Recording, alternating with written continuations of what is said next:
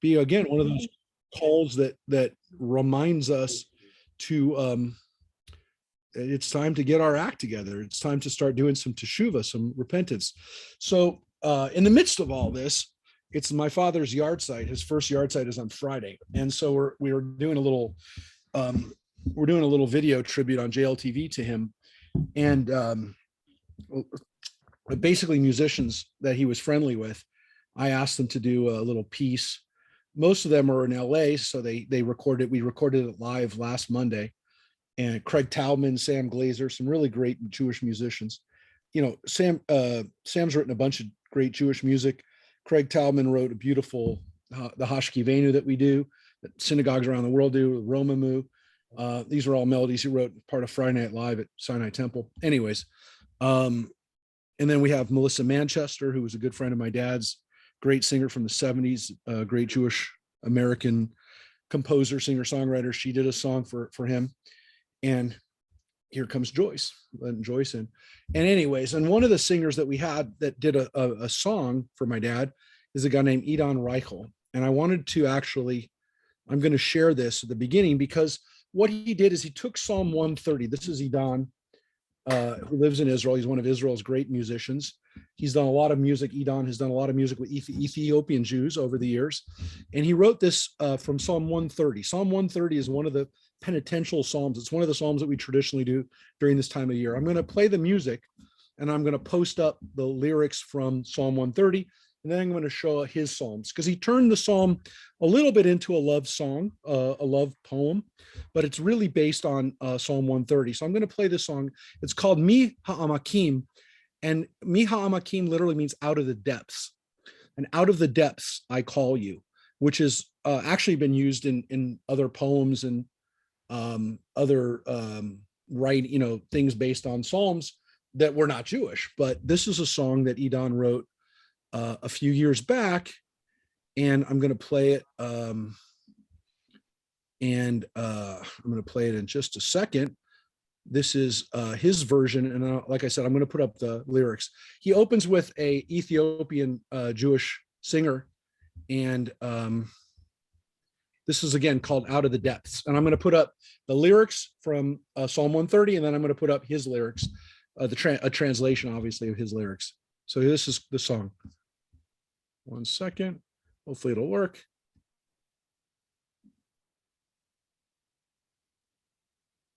Okay. Don't hear anything. No sound. Second.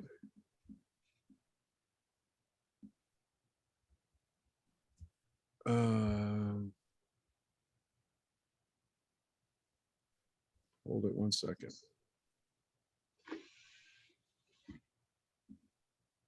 Give me 1 second. It's just opening with his song.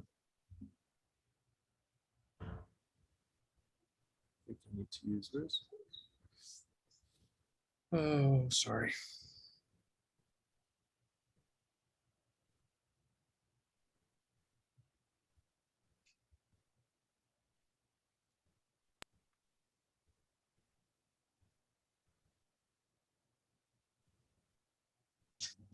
You're not getting any sound, are you? Nope. No. Right?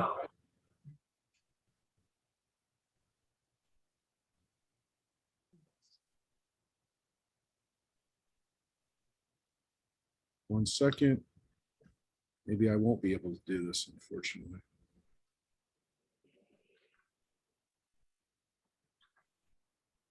We can see it, we just can't hear it.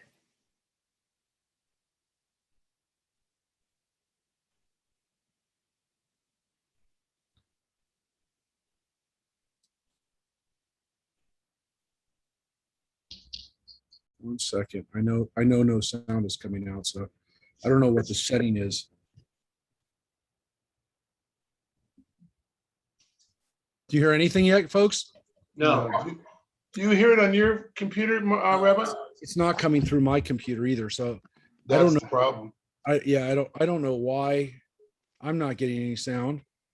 So hold it 1 second. Let me just, it says there's sound, but hold it 1 second. If it can't work, I unfortunately can't work. Maybe I'll give you the link to it once it's ready. It looks beautiful. Yeah, it is beautiful, and I tried, but unfortunately, the technology doesn't seem to be cooperating with me.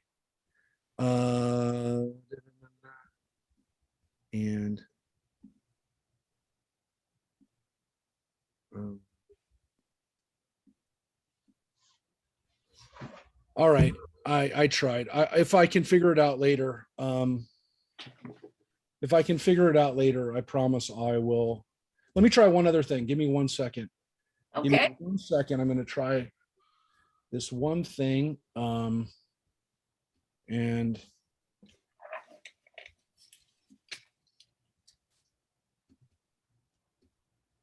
let me just see one thing.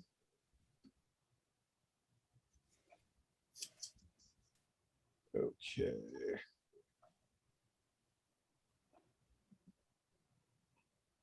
Okay, let me try this.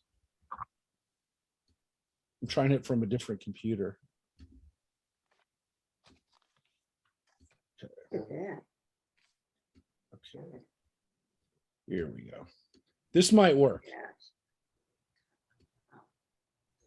Okay, let me just see if I can get this to work.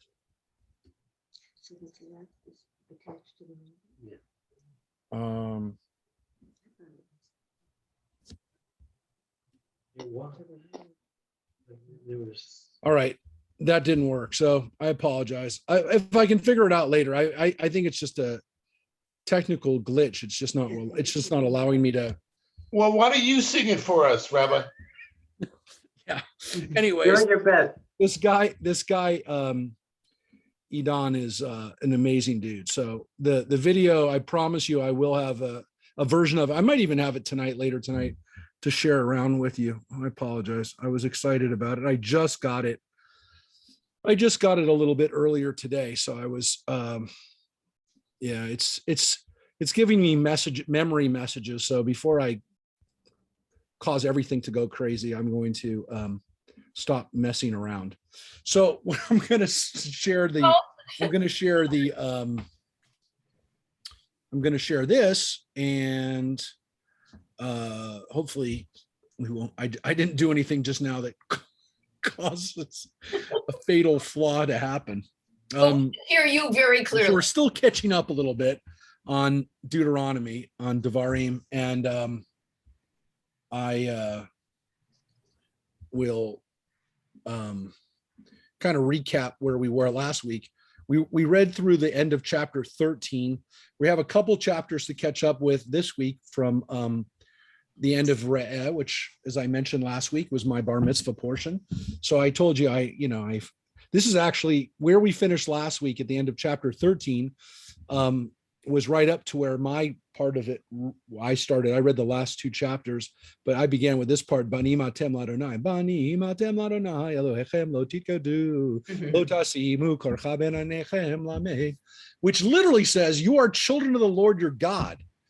You shall not gash yourselves or shave the front of your heads because of the dead," which seems very reminiscent of the laws that we read earlier in the book of Leviticus, which talks specifically about tattooing.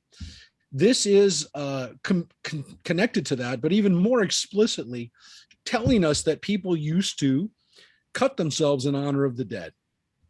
And some of it was shaving the front of their head, but some of it was actually gashing their skin. And that seems to be a permanent damage. Shaving the front of your heads, you'd think would grow back. These were clearly pagan practices and things that the Jews were trying not to repeat, which is why it says, "For you are a people consecrated to the Lord your God. The Lord your God chose you from among all other peoples on earth to be his treasured people." And this concept of being Am Segulah, to be God's treasure, is something that we see especially in this section of Deuteronomy. And again, it's what we read at the end of chapter 13, which was again about making sure that you didn't do anything that was going to be worshiping other gods. And if people of your own Israelite people were doing that, it says you're supposed to kill them. If they say, "Come, let us worship other gods whom we've not experienced," if it is true the abhorrent thing was perpetrated in your midst, put the inhabitants of that town to sword. put its cattle to the sword. So they want to uproot any type of idolatry, any type of paganism, any type of this worship of other gods, and they're willing to literally destroy even their own people if they go over to that side. So part of it is not worshiping other gods, and part of it is not worshiping and doing things even in your lives that are like what these idol worshipers were doing, which again, gashing yourselves for the dead isn't necessarily for that God, but because that's what the pagans did. You're not going to do it when your own death, when your own people die, and when you experience death. So what do we do instead? We cut our clothes, we cut our garments, which is an outward show of our grief. So we do have a tradition of actually showing our grief in an outwardly way, in a visible way. But cutting our clothes was a recognition that people would recognize that we've suffered a death, but at the same time not behave like the pagans around us, and make sure that we treat our bodies with holiness, with a sense of what a great gift our bodies are, our physical body is. That's the way this section begins. And then it immediately goes into another set of laws. And I would say laws because this is the repetition of the laws of kashrut, the animals that we can eat. So it is very famous because it is the second telling of kashrut. So we read about it earlier in Shemini and Leviticus, and now we read another list of the animals. Now, this list is almost identical to Leviticus. There is a question which list came first. Did the writer of Leviticus base his on Deuteronomy, or vice versa? Which one of these lists came first? They're very similar. Very similar. I could be, well, you know what? Yeah, let's see if you can notice what is missing off this list. I will say that there's something missing off this list that's on the other list. There's nothing added to this list in Deuteronomy. There's something missing off this list that's not listed, which is in Leviticus. See if you notice it. I only say that because I wouldn't expect you necessarily to catch it. It's so weird that you might have caught it. You may catch it. We discussed it a little bit when we read it in Leviticus, so you may catch it here. So here's what it begins with. Don't eat anything abhorrent. And the word that's used for this again is toeva, something that is abhorrent. And we talked about that word before, something that is you're not supposed to do. It's used for other words as other things that we're not supposed to do as well. It is used here for what we eat. These are the animals that you may eat. Again, this list starts with the land animals: the ox, the sheep, the goat, the deer, the gazelle, the roebuck, the wild goat, the ibex, the antelope, the mountain sheep, and any other animal that has true hooves which are cleft in two and brings up the cud, such you may eat. Land animals. Two things: cleft hooves, chewing cud. Two things. But the following, which do bring up the cud or have true hooves, which are cleft through, you may not eat: the camel, the hare, the daman, for although they bring up their cud, they have no true hooves. They are unclean for you. And also the swine, for it has true hooves. It does not bring up the cud. It is unclean for you. You shall not eat of their flesh or touch their carcasses. So that is the things that have one thing, but not the other. So some things don't have either, right? So some things don't chew their cud or have hooves, or so they're not a problem, right? So camels chew their cud, but they don't have hooves. Horses, for that matter, too. So in Islam, for example, you can eat camels. You can't eat camels in Jewish law. So it's not just halal is different than kashrut from the standpoint of the way the animals are killed, but also which animals are actually kosher or not. And so pigs are the opposite. They have split hooves, but their stomachs, they don't chew their cud. So that's why those animals are kind of held out at the end.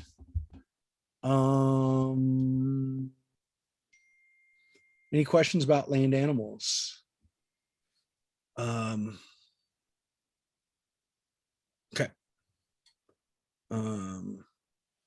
The daman is another kind of rabbit, or something you find a lot of, but again, they're not kosher.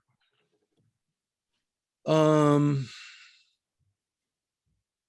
again, things like dogs and cats and things that don't have hooves or chew their cud are obviously, they were included right away with no neither of those two things. So the harder thing is if they have one but not the other. So now water, we go to water. These are the things you may eat of that live in water. You may eat of anything that has fins and scales, but you may not eat anything that has no fins and scales. It is unclean for you. Look, when it comes to fish, it's not a very, it doesn't go through, the things that are okay, not okay, in an in-depth way, to put it mildly. It kind of just says, those are the two things, those two things. If it doesn't have them, etc.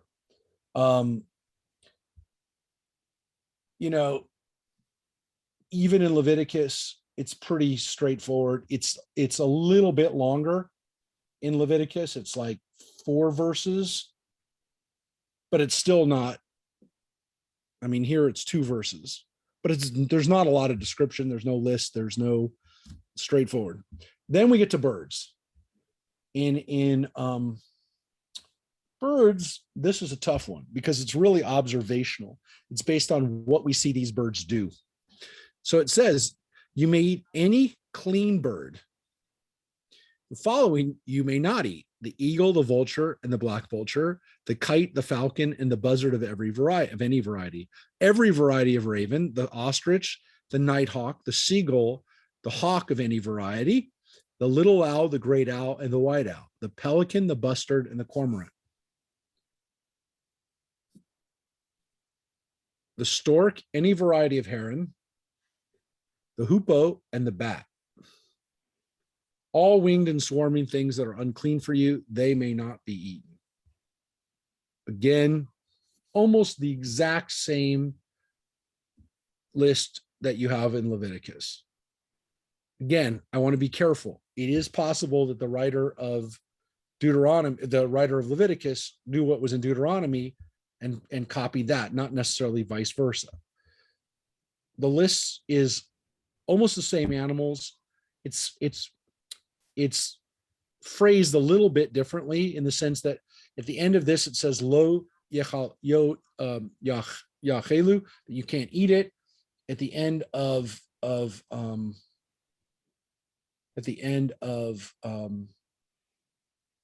Leviticus, it says sheketz hu lachem. It is an abomination for you. Okay. And then it says kind of again, I think it's actually the same verse. No. Here it says kol tzipur tohora tochelu, any clean bird you can eat. And here it says you may eat kol of tahor tochelu. So here it uses the word oaf. The other word was tzipor. Tzipor is usually translated as bird, and oaf is usually translated for this reason, because they're the clean winged creatures. Oaf is oftentimes usually used. It is used for any bird, but it's usually not usually. Sometimes it's used for fowl or poultry rather than any kind of bird, which would be a tzipor. But they're used interchangeably. I mean, it's not just oafs. Or it's funny because the word oaf means something different in English, but oaf is a bird. But again, it's very similar to the line at the beginning, which was kol tzipor, all clean birds.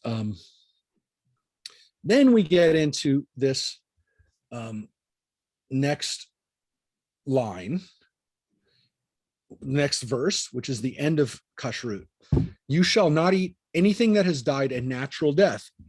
Give it to the stranger in your community to eat, or you may sell it to a foreigner, for you are consecrated to the Lord your God.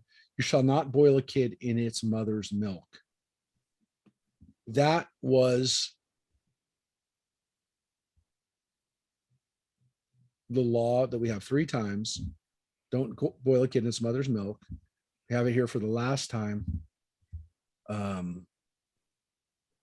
That's the last word of kashrut.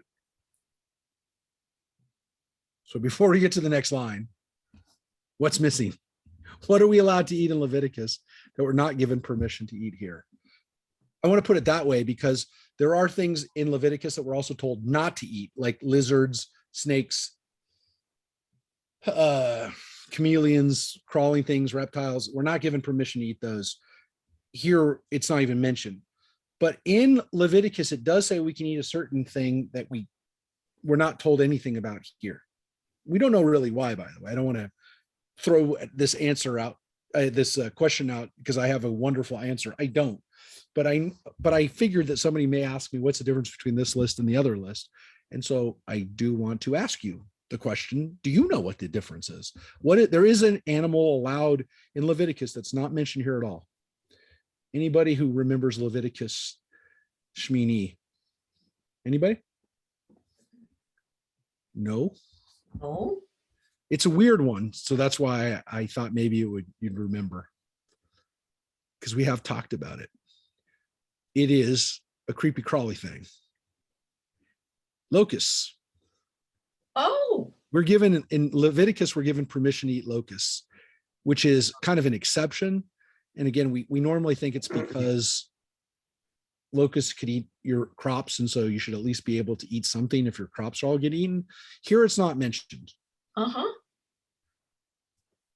I don't have a good answer for why it's not mentioned. It is a difference between the 2 lists. Anybody have any thoughts, any comments about locusts? No? Okay. All righty. Doesn't taste like chicken. Can everybody hear me? Okay, good. Yes. Okay. So locusts are not mentioned here. And that's And they don't taste like chicken.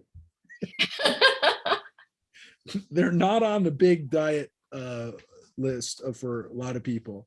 There are not a lot of Jewish recipes that call for locusts, at least not in Ashkenazi eating. Never saw one. So locusts are there. Locusts are the thing they're missing. Okay, so then we get into some more laws, which are about how we protect those that are most vulnerable in our community. Let's take a look. You shall set aside from every 10th part of all the yield of your sowing that is brought from the field. You shall consume the tithes of your new grain and wine and oil, and the firstlings of your herds and flocks in the presence of the Lord your God, in the place he will choose to establish his name, so that you may learn to revere the Lord your God forever. They're talking about bringing up your tithes to Jerusalem. Now, of course, it never says Jerusalem explicitly in Deuteronomy, but it does say there will be a place. And that is one of the things that we know about, like kind of the signals to us that Deuteronomy feels like it was written after Jerusalem was very much the accepted temple for everybody to go to. It doesn't say you can go and eat your tithes anywhere you want or anywhere there's a Levite, but in that one place that God will choose to establish his name. So it is Jerusalem. And here, well, we assume it's Jerusalem.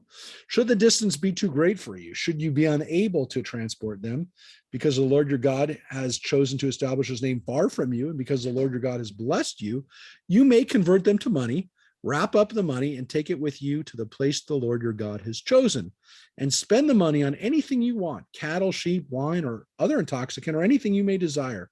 And you shall feast there in the presence of the Lord your God and rejoice with all your household. And I remember reading this as a kid and thinking to myself, well, wait a second. Our holidays, we're supposed to have a good time. We're supposed to enjoy ourselves on the holidays. It says right there, v'samachta. You're supposed to be happy. God actually wants us to be happy, not just to offer up our offerings and be sad and to be solemn and to be very reverential. I mean, it says we're supposed to revere God, but it also says we're supposed to be happy, that we're supposed to celebrate, we're supposed to feast, and we're supposed to rejoice. So this is important for the worship experience. It says so. So in the midst of all that celebration and rejoicing, it says specifically, though, do not neglect the Levite in your community, for he has no hereditary portion as you have.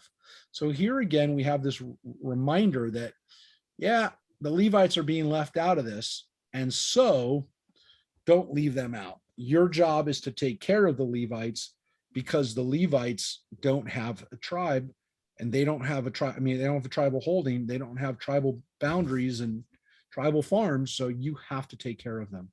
So this is a really interesting reminder that we have in a lot of this part of Leviticus, that is, Deuteronomy, that's filled with the laws, that the Levites are your responsibility.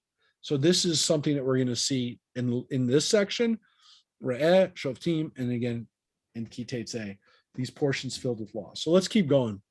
Every third year you shall bring out the full tithe of your yield of that year, but leave it within your settlements. Then the Levite who has no hereditary portion as you have, and the stranger, the fatherless, and the widow in your settlements shall come and eat their fill, so the Lord your God may bless you in all the enterprises you undertake.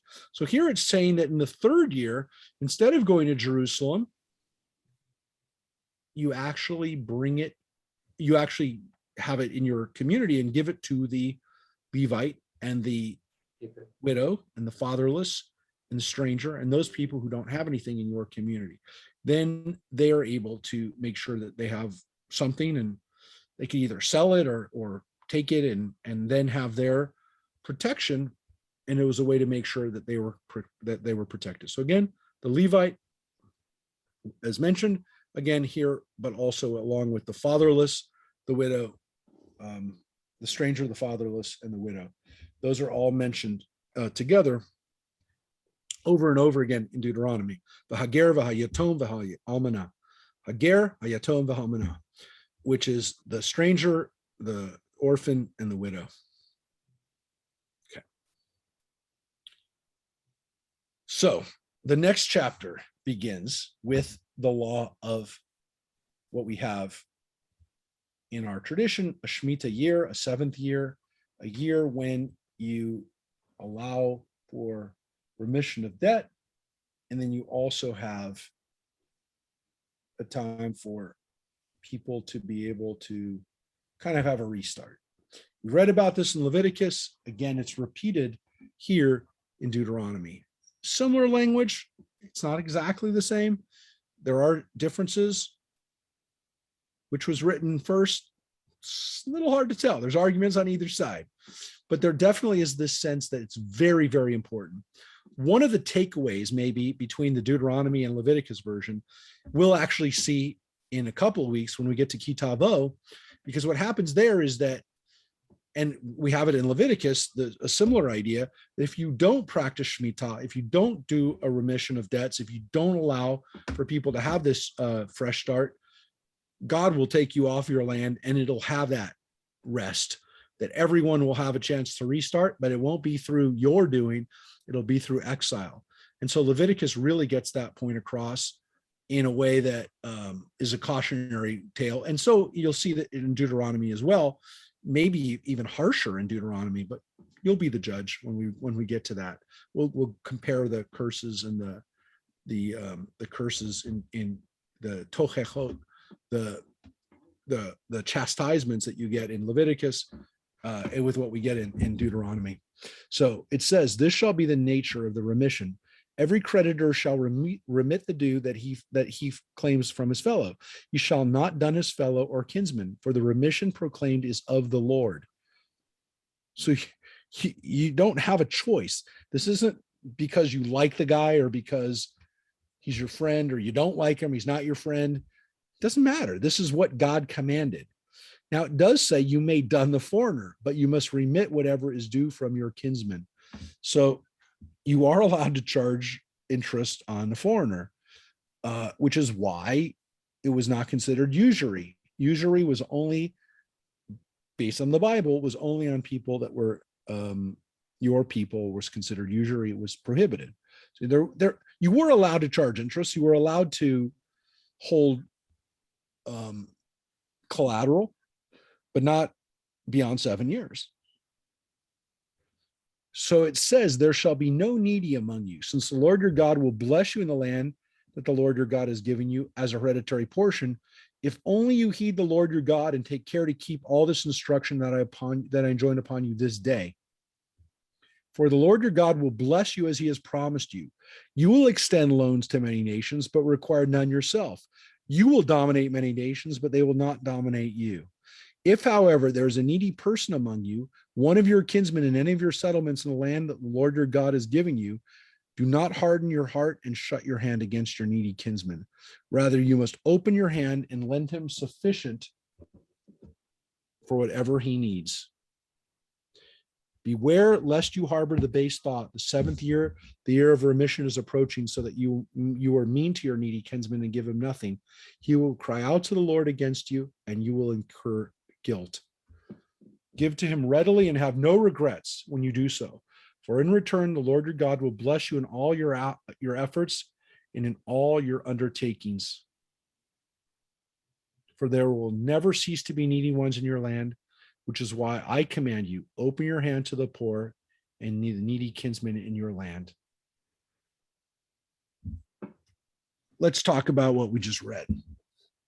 Because what they're talking about here, again, is making sure that your kinsman, that your fellow Israelite is not in a situation where they are consistently or essentially forever in a sense of indenture.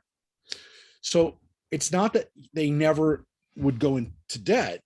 They could go into debt, but they were not supposed to be in a situation where they were always going to be in debt. And that was considered to be a national disgrace.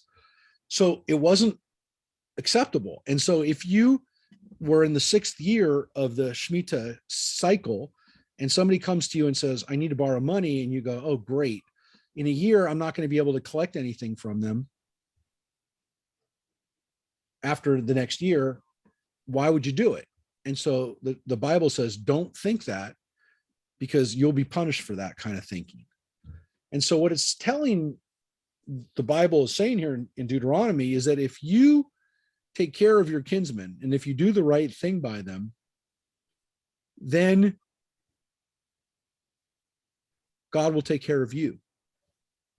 And you will be a nation that loans money to people instead of being a debtor nation, one that needs money from other people.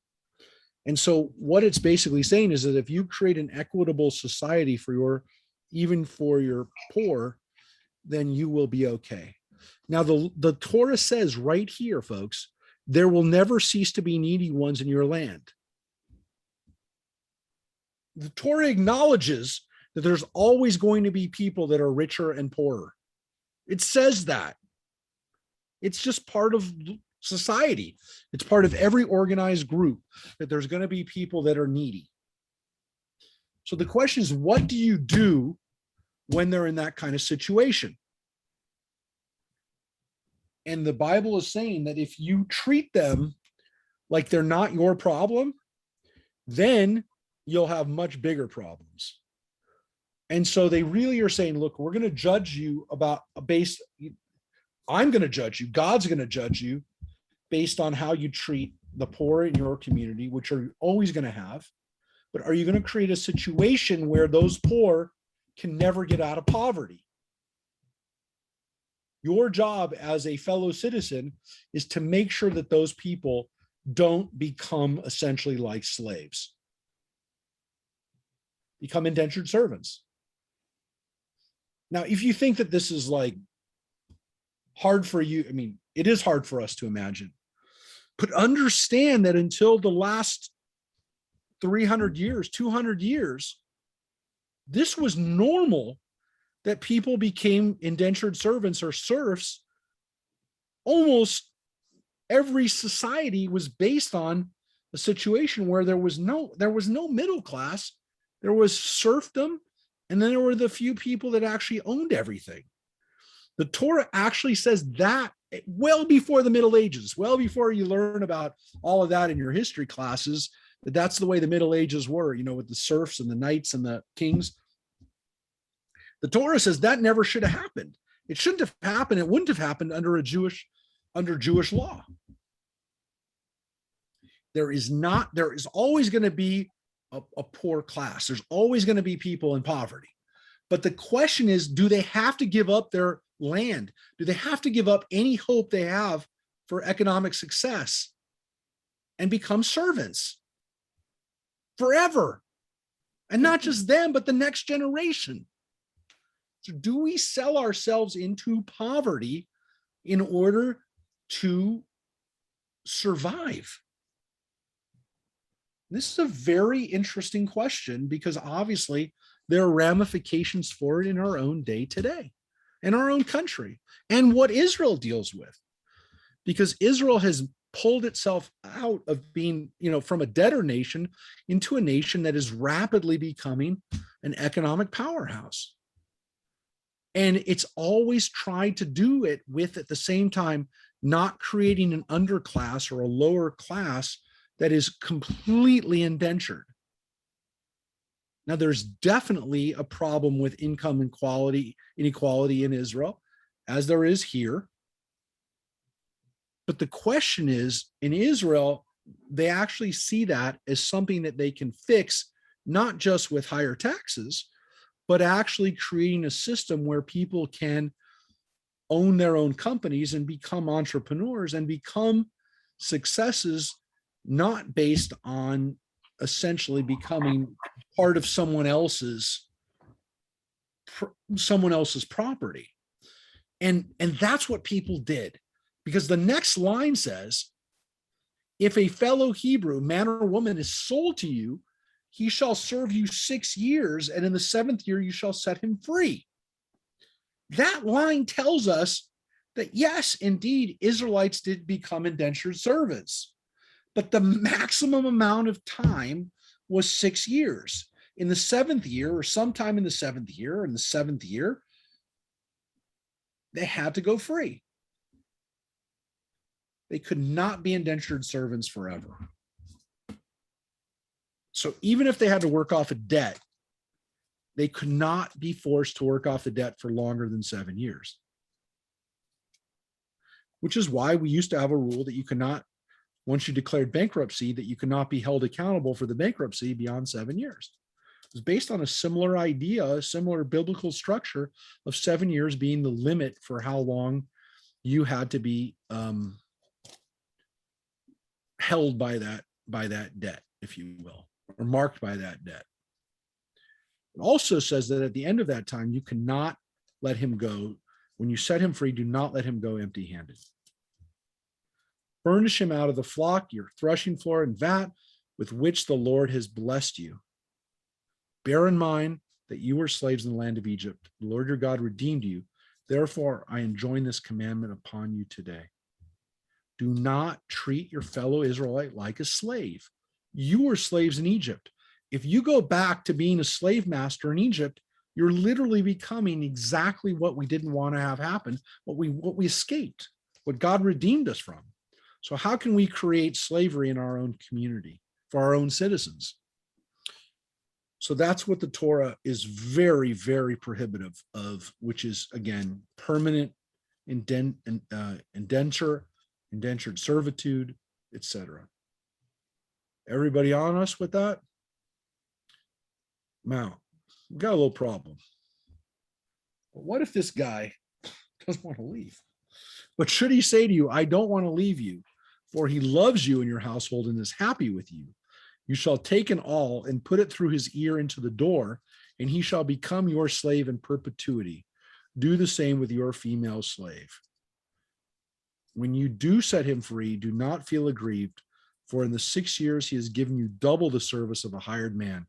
Moreover, the Lord your God will bless you in all you do. So, if the guy doesn't want to go or she doesn't want to go, they're doing something they're not supposed to be doing. And so the Torah understands that people become completely dependent on Mhm.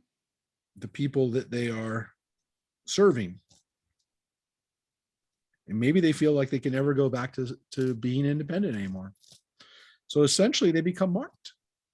We mark their flesh. And again, it's not a gash. It's a pierced ear more than it is a permanent gash. But it is interesting that in the same Torah portion we hear you're not supposed to gash yourself, that you do this to someone who wants to not leave your house. It's just definitely a symbolic act. It's basically saying like you belong to the house. You're a part of the house now. But then it finishes with, again, in a normal situation, when you set the person free from their 7 years back to the 6-year normal period, don't be upset because you got more work out of them than if they had just come and worked for you. The person who is your indentured servant is working for you much harder than a person who is just your day laborer, the person who's coming and working for you for a few hours. You're getting a whole lot more work from this person who is essentially your servant. And be grateful. And don't forget that you better treat the guy right. And don't be bitter about it. Don't make it hard for the guy. Because again, God will bless you if you do the right thing. Now, back to celebration.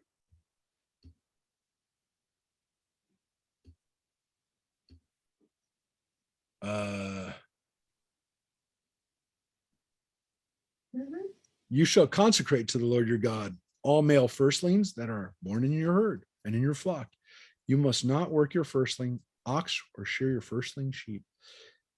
So your firstborn animals are dedicated to God. Firstborn out of that animal. So you didn't have to give every firstborn that comes out of the woman, say the cow has a bunch of calves. You don't have to give every year, but that firstborn from that cow is dedicated to God. That firstborn, which reminds us of the Pinyon Haben, the firstborn from Egypt. It says, you and your household shall eat it annually before the Lord your God in the place that the Lord will choose. But if it has a defect, lameness or blindness, any serious defect, you shall not sacrifice it to the Lord your God. Eat it in your settlements, the unclean among you, no less than the clean, just like the gazelle and the deer. So you're allowed to eat it in your settlements if it's not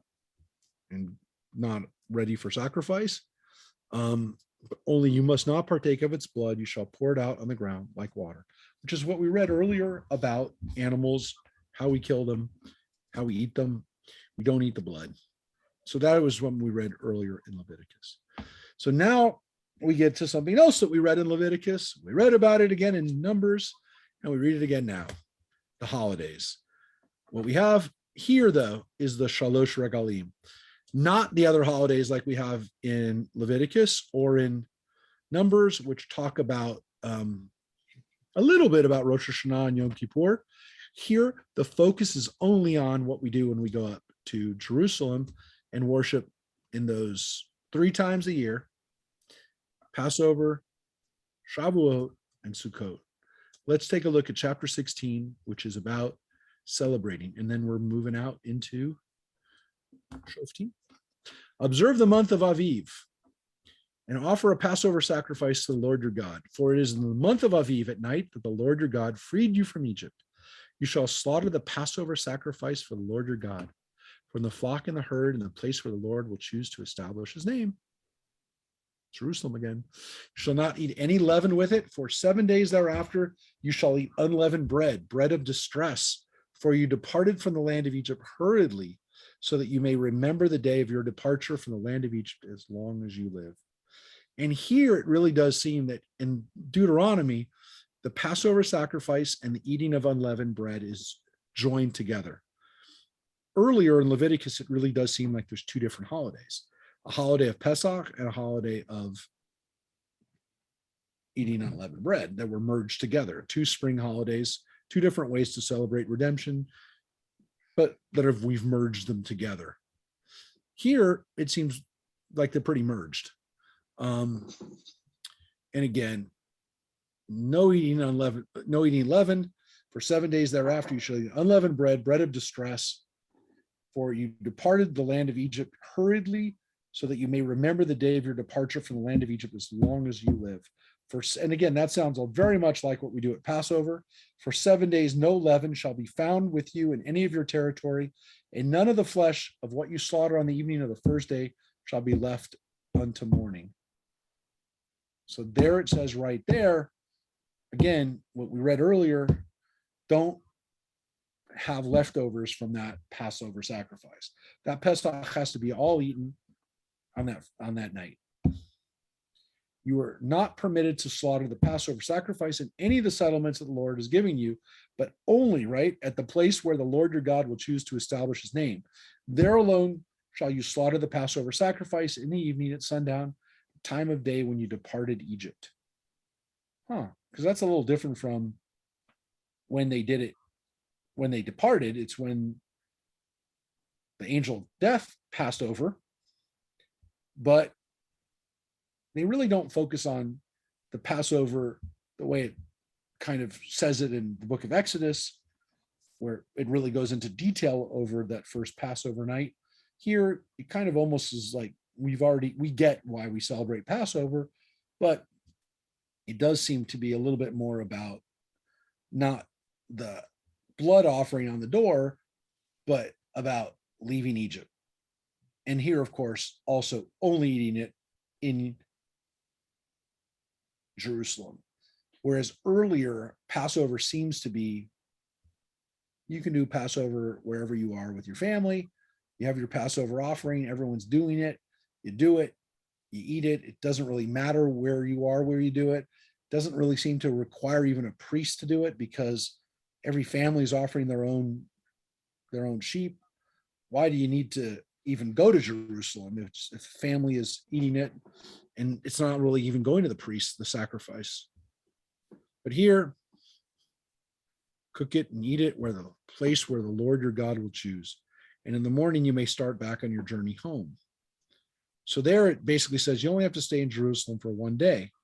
After eating unleavened bread 6 days, you shall hold a solemn gathering for the Lord, and on the 7th day you shall do no work. So there it also tells us the end of Passover is a holiday, and that is the end of Pesach. That's the way we celebrate it. But it says count off 7 weeks.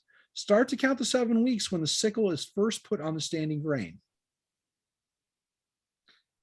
Now, here it's a little different, Shavuot, than where it was earlier, where it seems to be in Leviticus based on the end of Pesach.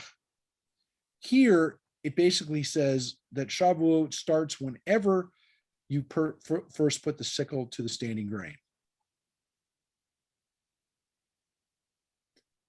Is it 7 weeks exactly after Pesach? It's hard to know. It doesn't really say. It does say it's 7 weeks, though. Then it says, you shall observe the Feast of Weeks for the Lord your God, offering your free will contribution according to the Lord, as the Lord your God has blessed you. So again, that's Shavuot, right after, that's not right after, it's 7 weeks after Pesach. Doesn't really say,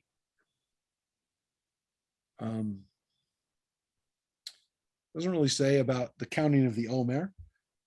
Doesn't have that description, which we have in Leviticus. But it does say, observe the Feast of Weeks, and you're offering your free will contribution as the Lord your God blessed you.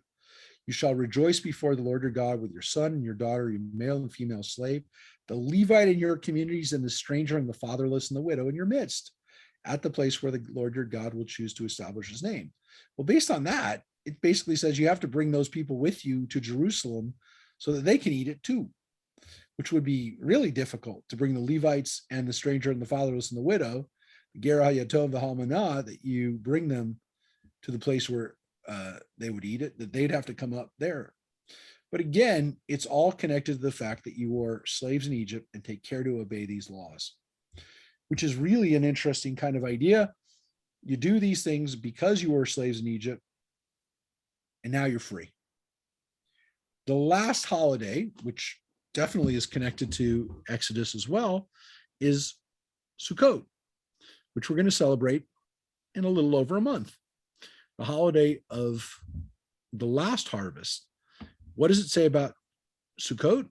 After the ingathering from your threshing floor and your vat, you shall hold the feast of booths for 7 days. So there it really seems that Sukkot is not only connected to harvest of wheat and grain, like the other holidays, but also of your vat, which means that it has to do with fruit, and more specifically for grapes, which is why we have a tradition, as we do for many years, to have a Sukkot wine tasting at our house.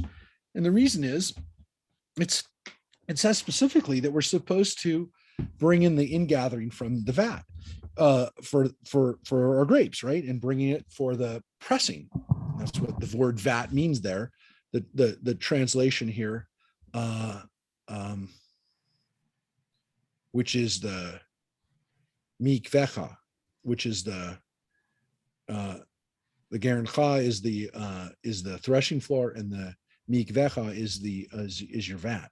I know that those are the last two words, but this is the beginning. The translation flipped it. The translation literally you shall hold the feast of booths for 7 days after the ingathering from your threshing floor and your vat. That's literally the way it says it in Hebrew, but that's not the important point. The point is that it has to do with not just grains, but also fruits.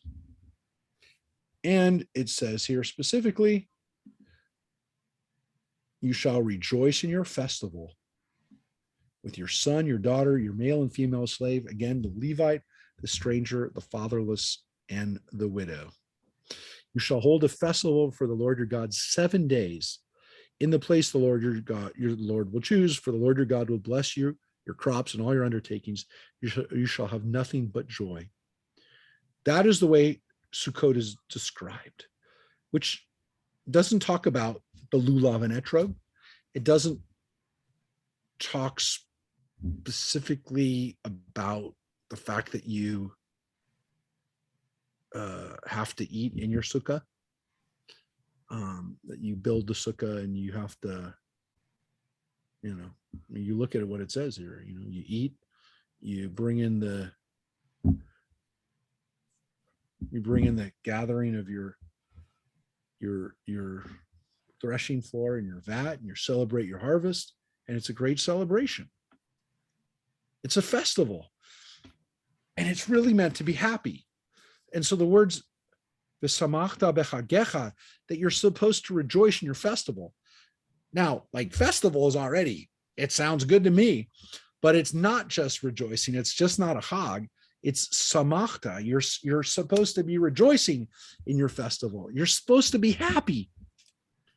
This idea of being happy during Sukkot is so important that we call the time traditionally Zman Simchatenu, this time of our joy. So during the Passover holiday, we're supposed to call it Zman Cherutenu, the time of our freedom, our cherut. It's our freedom. That's Passover. That's the time. We call it Zman Cherutenu traditionally. Shavuot, 7 weeks later, is the time we were getting the Torah at Mount Sinai, according to tradition. It doesn't say so in the Torah. It says so in our tradition. It's become the time of getting the Torah, the 10 Commandments, the law. And so we call it Zman Toratenu, the time of getting the Torah, getting the law. But Sukkot is called Zman Simchatenu, the time of our rejoicing, the time of our celebration. So immediately after Rosh Hashanah and Yom Kippur, we are supposed to celebrate. We're supposed to be happy. We're supposed to rejoice. Now, part of it is because we come through the process of teshuvah, of repentance, and we're supposed to be happy. We're supposed to celebrate. We're supposed to be as happy as we can. And we have the holiday Simchat Torah that comes at the end of the holiday time. It's kind of like our last holiday, which has that word in the title, Simchat Torah. Simchat means like we have samachta, to rejoice, to be happy. So we have Simchat BaTorah. We have we have rejoicing in the Torah. But the idea goes back to the original commandment in the Torah, which says, this is the time to rejoice. This is a time to be happy. And so to me, I love Sukkot because it's a time of happiness. We're supposed to rejoice. We're supposed to be happy during that time. Again, partly because we've come out of holidays. Partly for me, it's because it's kind of the conclusion of the hardest time of the year for me. So I always like to rejoice at the end of Sukkot. But to me, it really is a time to celebrate. And it reminds us that the Torah tells us to celebrate. The Torah doesn't just say you have a holiday, you have food, you have your sacrifices, you bring in your offerings, you measure it out, you give your tithe, whatever. It says you're supposed to be happy. It actually says you're supposed to be happy. And that's so wonderful that the Torah actually commands us to be happy. It's not just to have a holiday. It's not saying, it's the holidays come and gone. We're actually supposed to be happy. And that's a wonderful thing.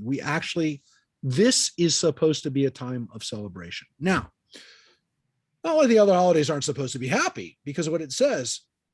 Shalosh Pamim, the summary of all the holidays, 3 times a year on the Feast of Unleavened Bread, the Feast of Weeks, and the Feast of Booths, all your males shall appear before the Lord your God in the place you will choose. They shall not appear before the Lord empty-handed, but each with his own gift, according to the blessing that the Lord your God has bestowed upon you. And these are the last words of the Parshat Re'eh, last week's portion. We're going to go into this week's portion. But I do want to just point out, what does it tell us? That when we come to Jerusalem with our offerings, none of us come empty-handed, but we come with our own gifts. Ish kamanat yado. And I remember the rabbi at my bar mitzvah telling me this, that every one of us, and telling me, whatever gifts you have, that's what God wants you to bring. That's what you bring to the holiday, but that's what you bring every day. Every single day, what does God want us to do? Give according to our own gift. Ish kamanat yado, what we can do with our own hands, what we've done on our own. Not, again, for any other reason than it's our blessing. It's according to the blessing that God has given us. And so when we have a blessing, when we have something good that happens to us, we recognize it by giving back and by understanding that our gifts, the things that we have, they're a gift. They're not something that we're necessarily entitled to. That every day we wake up with a blessing and with a gift. Yes. And the fact that each one of us has that blessing and gift, and it's unique to us. This is a beautiful teaching. Each one of us has a unique gift. And I remember those words stuck with me literally 40 years ago, reminding me that whatever the gift you have, that's what you bring. And that's all God expects us to do. God doesn't expect me to bring your gift. God doesn't expect me to bring my mom's gift or my dad's gift or my cousin's gift or my friend's gift or my enemy's gift. God only wants my gift. God only wants what I have to give. Doesn't expect me to give something that I can't give. And it goes every day. It's every single day that we have that opportunity to bring our gifts forward. So it's one of the greatest signs of the Torah. Ish kamanat yado, each according to every person according to their own gift. The ones that God gave us, the way God gave us those gifts. So it's a nice way to end a big section of laws, especially about the holidays. And it's obviously in the context of holidays, but as I would say, it's for other, it's not just for holidays, it's for every day. So we're going to take a look now at Shoftim, which is the portion that we read this week. It's very famous for its discussion about law and justice, which is so important for the Jewish people. It's why so many of our people have entered law and have entered that field in this country. It's why people became rabbis, because being a rabbi meant that you had to be a lawyer. You had to be more of a administrator of justice than you had to actually do visits to hospitals and weddings and bar mitzvahs and the many things that we do today that are not necessarily what rabbis of old did. Rabbis of old were essentially just judges and lawyers. They looked at the law and tried to figure out how to administer a civil society. And why? Because the Torah is all about justice. The Talmud is all about justice. At the end of the day, the rabbis say, what is the Torah, the purpose of the Torah? It's to create peace, and it's to create a just society. And we see it in other parts of the Torah, but here in Shoftim, it takes center stage. And it begins with the word Shoftim v'shotrim titen lecha. You shall appoint magistrates and officials for your tribes in all the settlements that the Lord has given you, and they shall govern the people with due justice. So every place that you live needs to have judges, not just the place that I will make as my capital, which it's just said a bunch of other times. So it's not like it couldn't say it. You don't go to Jerusalem for justice. Justice is in every city that you live. Every tribal holding, every city, every village needs to have a place where people can live with justice. What we call mishpat tzedek, with justice. And that word tzedek is obviously the root for tzedakah, which is righteousness. But in the essence, true essence of the word, the root of the word is justice. You shall not judge unfairly. You shall show no partiality. You shall not take bribes, for bribes blind the eyes of the discerning and upset the plea of the just, which is very interesting because in Judaism, blind justice is not a good thing. We have the image in the West of justice being blind, right? Of the statue of justice with the scales with a blindfold on. Like that's the good image. Judaism has the exact opposite take, which is that justice can't be blind. Justice actually has to be very careful and look at everything very carefully. Partiality isn't caused by information. It's actually caused by lack of information and disinformation. It's not about not seeing things. It's about seeing everything very clearly, discern things, and to be able to see everything that's going on. So if anything, it's hyper vigilance, it's hyper looking. It's actually, it's looking at it very, very carefully. And so bribes taint that. The bribes actually allow us to be blinded and allow us to not see the full truth because we only see the bribes. So the next line is the most famous part of it. So it does begin with the word shoftim, but it's really this third verse. Tzedek, tzedek tirdof. Justice, justice you shall pursue, that you may thrive and occupy the land the Lord your God has given you. It doesn't just say justice, justice you shall pursue, because it's a good thing. It doesn't say in Deuteronomy, justice is a great thing and that God likes you to have it. God won't let you stay in the land unless you have justice. If you don't have justice, you will not thrive or even occupy, you could argue, the land that you're going to get. You must have justice. And the word is repeated twice. Tzedek, tzedek, tirdof. Why is the word repeated 2 times? Why does it not just say justice shall you pursue? What is the reason for the repetition, right? It seems to be emphatic, right? It seems to be super important for this to be repeated. And again, we see this translated all across places of justice, even in our own world, even in the United States. In other parts of Europe, people quoted this line from Deuteronomy 16, chapter 20. You'll see it sometimes again on courts of justice. Justice, justice you shall pursue. Now, a lot of people focus on the repetition. We've talked about it before. Some people feel that the word isn't repetitious. It isn't superfluous. We need to remember that justice is like a scale, right? Tzedek on both sides. And so the reason that tzedek is repeated is because essentially, again, you'd see 2 sides of a scale. Both of them have to be balanced. There are other people who say that tzedek on one side is justice for justice for the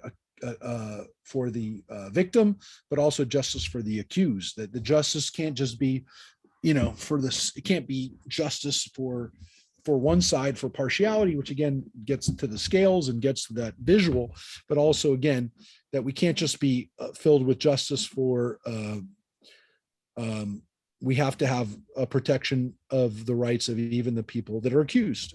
And that is a very important idea in Judaism. So well before we had public defenders, we had people who would advocate on behalf of the of the defense, if you will, and their job was to, again, to make sure that justice was equitable, and that it wasn't just for punishment, but that also for creating an equitable society, and that people had adequate defense. But let's also remember the last word, tirdof, which is the root for pursue, which is interesting because usually it's a pursuer in a negative context. A rodef in Hebrew is someone who's actually pursuing you to hurt you. Here, you're pursuing justice, you're chasing after justice, which reminds us that justice is not going to fall into our hands. Justice actually requires effort. It's not easy. It requires something on your part, which is the action of searching out and finding it, and in some cases getting yourself a little dirty in order to chase after that justice. It's not necessarily going to be easy, but you have to chase after it. You have to pursue it. So you become almost like you become the pursuer, or the thing that you're trying to capture justice. You're trying to catch justice that's trying to elude you. So it might be elusive, but you don't give up. You have to try to chase after it. It's not necessarily going to be easy. Don't assume it's going to be easy, right? But of course, if you don't, you're not going to be able to remain a society. And again, say that's very relevant for where we live today, that we must have justice in our society. Otherwise, the whole society collapses.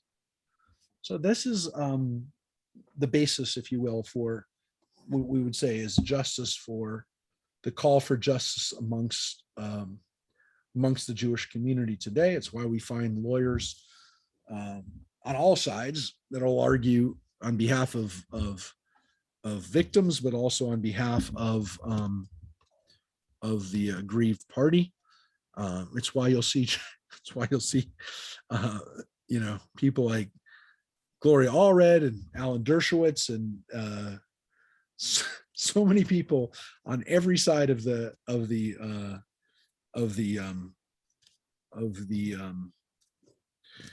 sides of Political spectrum.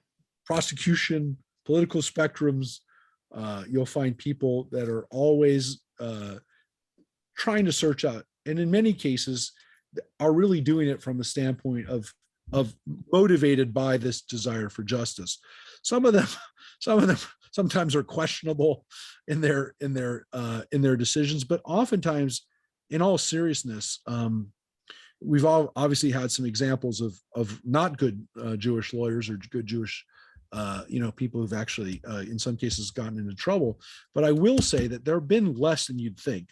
With the amount of Jewish lawyers that there are in the world, we haven't had too many, Michael Avenattis. There aren't too many Right. that are just, we've had Bernie Madoffs, don't get me wrong. We've had horrible examples of Jews who've committed horrible crimes, but people who've actually used who've used their position as a lawyer for, to do horrible things. Generally speaking, I think Judaism and Jewish tradition and Jewish families have really regarded the law as a noble profession. And it is, it's disappointing to see that it's become not a noble profession to some extent in some people's minds. But I do believe that we've honestly, as Jews, really always valued justice and the work that people have done in the law. So I have great admiration for people who study the law and try to administer justice. And I think it is still a very noble pursuit. I think that hopefully we'll get to a point in time where everyone will again be entitled to and have access to good representation. And we would say that again for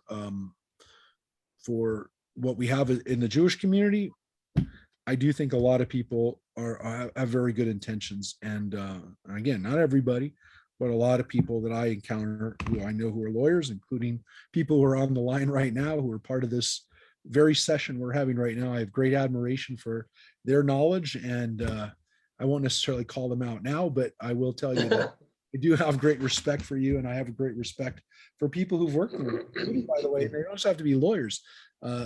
Francine, who's on the line right now, has worked in the legal profession for a long time as an aide to lawyers, and has dealt with and oftentimes seen the darker side of the way law offices work. But I will say that even people, again, who are not necessarily the people representing people in court but the people who are helping lawyers, paralegals and legal assistants, a lot of those people are really motivated by a desire to be part of the legal system, which hopefully is going to protect people and is going to protect our society from falling into chaos. And we definitely take it seriously in Judaism. It's one of the reasons why the symbol of the scales, which again is Libra on the zodiac sign, is actually the sign for this time of year, for the time of Tishrei, we're about to enter into the time of Rosh Hashanah and Yom Kippur. Isn't that interesting that the time of Tishrei, the time of high holidays, and the time of essentially thinking about ourselves being in the presence of the great adjudicator, of God being on the seat of justice. It's interesting that based on the Greco-Roman zodiac symbols that Libra, which usually goes from like the middle of September, end of September, whatever, till October, that time is a time of justice for us. So this year it's early. This year Rosh Hashanah is the beginning of September, but when it comes around in the middle of September, kind of is the normal time, that it does overlap, interestingly, with Rosh Hashanah and Yom Kippur. So that's a coincidence, or I don't know, coincidence, whatever you want to say, but it wasn't like we created our holidays around Libra. That had nothing to do with it. It had to do with, again, maybe it's a coincidence, maybe it's not, but it is interesting that is the symbol for that time of year. Anyways, I don't want to get into astrology, but I will tell you that you'll see Jewish artwork that has the Libra sign as a sign of tzedek, which is this time of year. All right, the next line is really not about that. It's about going back to the pagan aspects, which is, you shall not set up a sacred post or any kind of pole beside the altar of the Lord your God that you may make, or erect a stone pillar, for the Lord your God detests.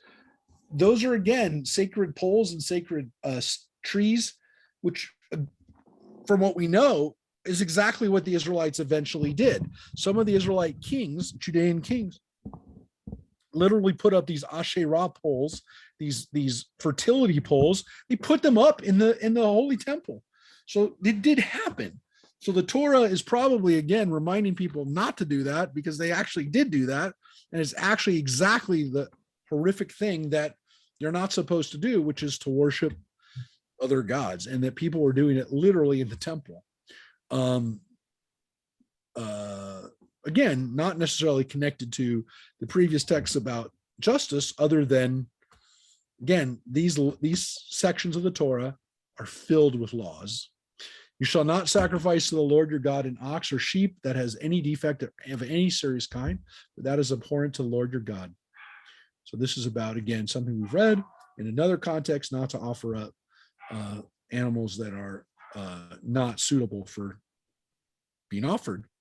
If there's found among you in one of the settlements that your Lord your God has given you a man or woman who has affronted the Lord your God and transgressed his covenant, turning to the worship of other gods and bowing down to them, to the sun or moon or any of the heavenly hosts, something that I never commanded, and you have been informed or learned of it, then you shall make a thorough inquiry.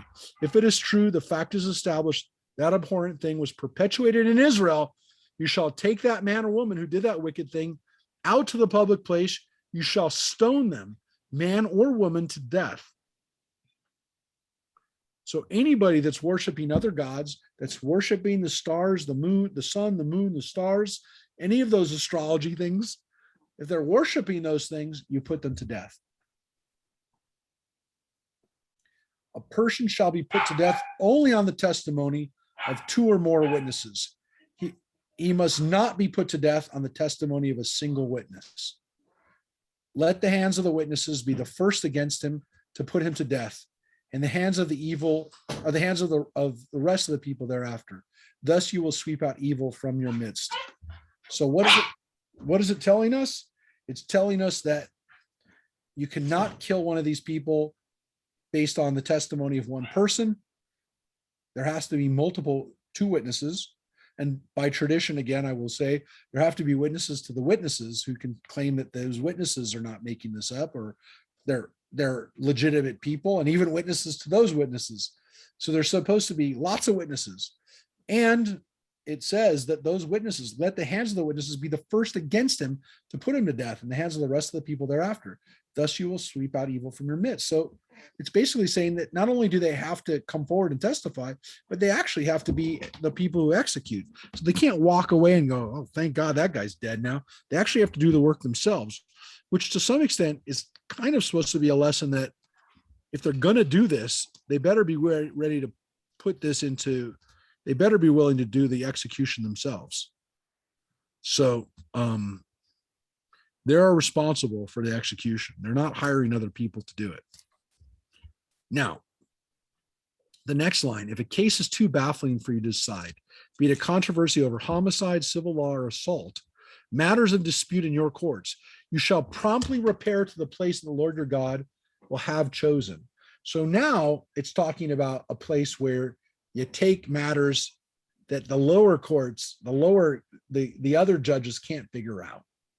So they are saying that there are going to be times when you can't figure this out. There's going to be times when we don't have an answer. You kind of have to go to the Supreme Court. Yes. Yes. And what's interesting about this too, Joyce, is that they recognize that this is going to be a unique cases. This isn't a normal thing. And you appear before we go to the place, which of course we know is going to be Jerusalem, appear before the Levitical priest or the magistrate in charge at that time and present your problem. When you have announced to when they have announced you to the when they have announced to you the verdict in the case, you shall carry out the verdict that is announced to you from that place that the Lord has chose, observing scrupulously all their instructions to you. You shall act in accordance with the instructions given you and the ruling handed down to you. You must not deviate from the verdict that they announced to you, either to the right or to the left. Should a man act presumptuously and disregard the priest charged with serving there the Lord your God or the magistrate, that man shall die. Thus you will sweep evil from out of Israel. It'll be gone from Israel, evil. Now, of course, what they're talking about is here. If you go to that court and they tell you something, you have to follow it. You can't say, I just don't like the decision. The decision doesn't make any sense to me. If you turn yourselves up, or if you're turning the matter over to that court, you have to abide by the decision of that court. You don't get to pick and choose at that point what law you're going to follow. The one that you maybe want to follow, once you've turned it over to that magistrate, to the one in Jerusalem, to the high court, to the Supreme Court, you have to follow it. And to some extent, this is what happens when laws are taken to the Supreme Court. And so there have been cases where certain parties, and again, of course, the Supreme Court now is much more political than maybe it was intended to be in the first place. But I mean, the Supreme Court, was always making important judgments for the whole country. But it used to be more based on, today, the people who take things to the Supreme Court are oftentimes groups that are trying to get something changed and trying to get a law changed, or they're actually working as groups that are advocating for a certain thing. It's not an average individual that's taking somebody to court. It used to be much more, let me put it this way.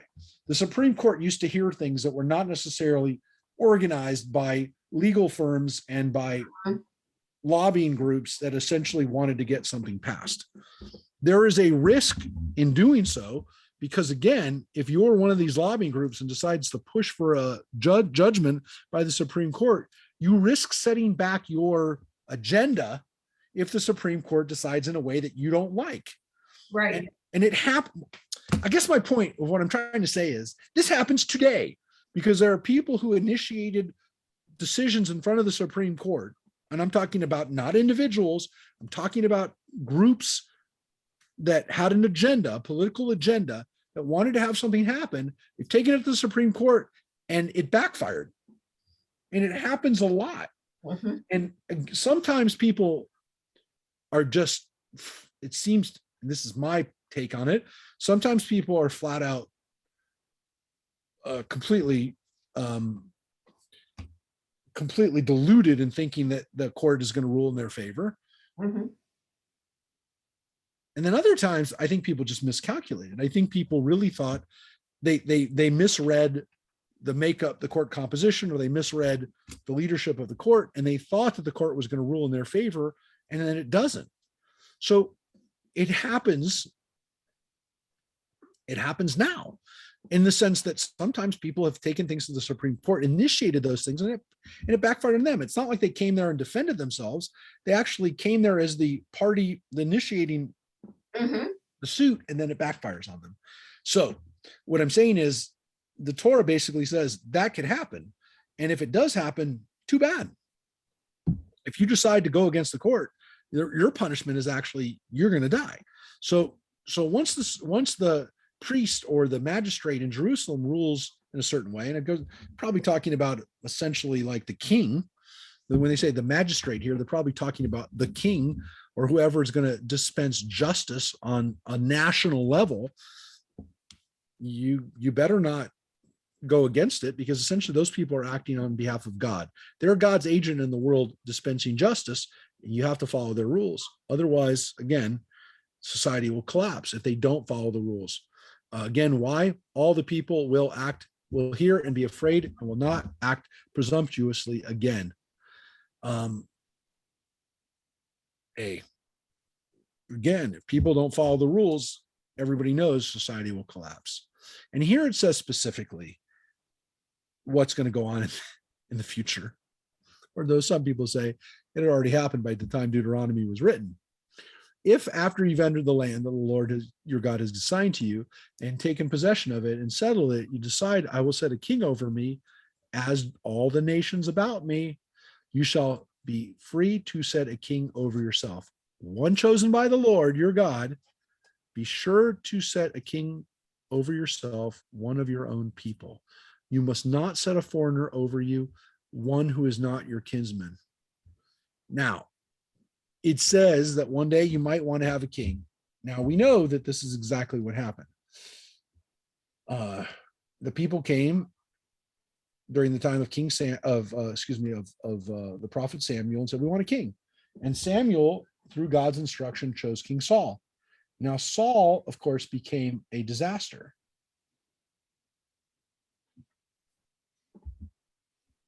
But he was the first king. And he was there because the people asked Samuel for a king. And it's a very famous scene. It's one that, gosh, we reflect on and talk about, because it is a scene in Samuel that is really memorable. And the people come to Samuel and say, give us a king like everybody else, which is exactly what it says here, as the nations about me. It's exactly what the people did. They came to Samuel and said, make us like everybody else, give us a king. And Samuel says, no, your king's going to take everything from you. He's going to tax you. He's going to take your daughters as his wives. He's going to take your sons as his soldiers. But the most important thing the Torah says is you don't let those people be from another country, which is very interesting, because of course we have this law in our country. We're not, you Right. can't, we actually have this law in the United States, and not every country does. Not every country has this law, right? Not every country has a law that you have to be born in that country in order to be the ruler of that country, right? We've talked about this before. Not every country has this rule. Now, again, our rule is very strict. Our rule is maybe stricter than most Western countries in that, how you become naturalized and certain things like that. But like, we're real strict about this because, again, we didn't want to have kings. We didn't want to have foreign kings. We were established by people who didn't want to have English kings. Not every country has this. And I like to tell people that a perfect example of this, a perfect example of the fact that other countries, and I mean like real countries, don't have this rule. The current prime minister of Great Britain, my friends, Boris Johnson, was born in New York City. He wasn't born in England. He was born in New York.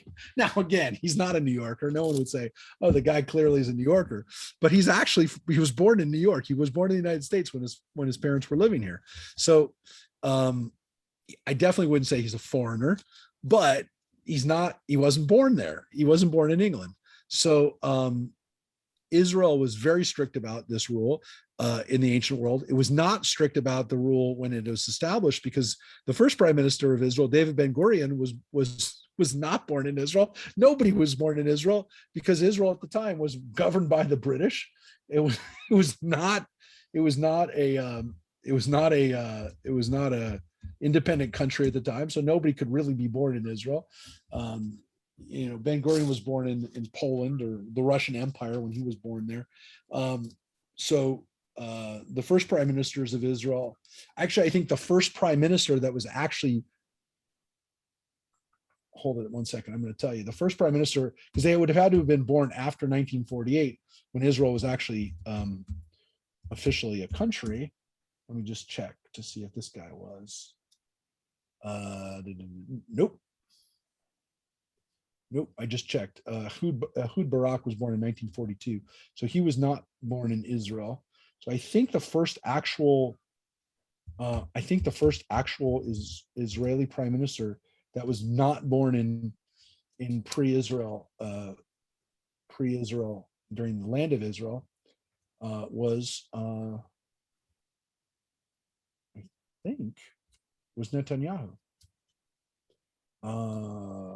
Let me just check this out. I want to just see if Netanyahu was born. Now, of course, he was raised in the United States. He went to high school in Philadelphia. But I think he actually might be the first prime minister that was actually, since he was born after 1948, that was actually born in Israel. So he might be.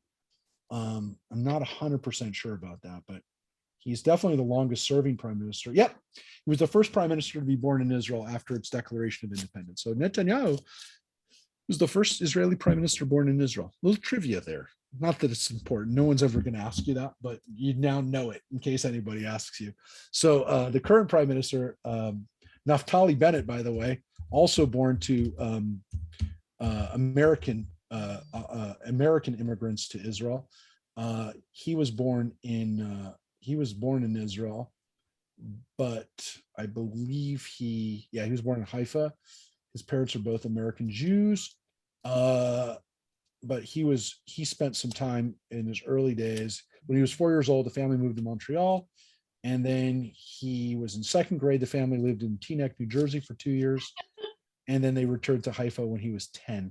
He has no American accent. He does not speak English like Netanyahu does. He speaks perfect English, but Yes. but he does not speak English like Netanyahu does, which speaks like a guy from Philadelphia. So Israel does not have that rule about being born in Israel, because, again, as I just told you, the first prime minister of Israel that was born in Israel technically wasn't born there until. But Israel, by the way, is I think pretty careful about. This law hasn't gone away from Israel. Israel is definitely concerned with having Israelis who are actually have a sense of being from Israel. It's very important for Israelis. There are other Americans who have not succeeded in politics in Israel to some extent because they were not considered Israeli enough. And so Israel does have a real sense of, serving in the military in order to be a politician. You have to have gone through the kind of the normal Israeli experiences in order to be considered a legitimate politician in Israel. So, people who are born in other countries oftentimes do do okay in Israel. I mean, there's Avigdor Lieberman, who is from Russia, who's been successful but not prime minister. I think there is a sense that you really have had to go through the Israeli army and you've had to go through the Israeli experiences in order to be a real Israeli politician. And that's, I think, one of the reasons why I'm not saying it's never going to happen. So don't say that I said this. And I don't see it happening in the near term, like during our lifetimes. But I really don't know that someone who's an ultra-Orthodox member of any party in Israel, even if they were not on the far right, if they hadn't served in the Israeli army, I don't see them ever being prime minister. Every woman who's been in politics, I mean, has at some point picked up a gun and served in the Israeli army or pre-Israel, Haganah. I don't see, Tzipi Livni, who ran for prime minister of Israel, almost won actually as the head of Kadima. She was the inheritor of Ariel Sharon's party. Tzipi Livni was a member of the Mossad. I mean, she was also in the military, but these are people who went through Israeli military experiences and the routine of being a soldier. Israel very much takes this seriously. I think Israel and America takes this seriously. This is not always the case. And again, there were other countries in the ancient world. We talked about Balak in the story in the story of Numbers. He maybe wasn't a Moabite. There's definitely a sense that there were other countries who brought in foreign kings. We know about them in the ancient world. We've talked about it before. England, when they brought William and Mary over from Holland, they took a family that was not part of the current English families of dynasties in England at the time. They brought over a part of the royal family, but Hanoveran dynasty that was not English for that matter. So it's possible. So before you say, well, who would do that? People do it. People did it, and it was done. And Israel was very concerned about it because, again, where's the loyalty? Will this person have a loyalty to another country? And it was definitely a worry. So I like thinking about that only because it is relevant for Israel. It's relevant for the United States. It's not something we've ever given up. What are these kings going to do, though? And we know that this happened. He shall not keep many horses or send your people back to Egypt to add to his horses, since the Lord has warned you. You must not go back that way again. And he shall not have many wives, lest his heart go astray, nor shall he amass silver and gold to excess. That's exactly what King Solomon did.